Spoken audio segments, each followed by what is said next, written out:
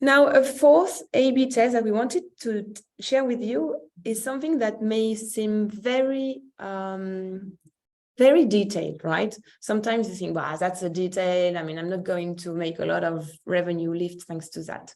So basically, we run that on a science and tech media. On this website, on mobile, there is a sticky ad placement. Before the test, this sticky ad placement used to be triggered when the end user was scrolling down.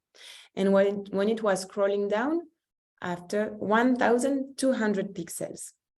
So our team detected a potential opportunity cost because there are other ways to trigger this kind of sticky ad placement.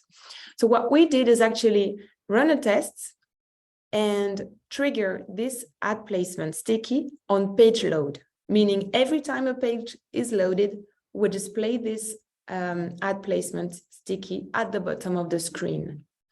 And what it brought as a result is that basically we created more ad requests, more inventory by plus 29% of volume, and that generated about plus 30% in revenue lift. So it may seem a very tiny detail, but in the end it's not, because it has a huge impact, especially now that we know that mobile traffic is about 70% of the traffic that media receive.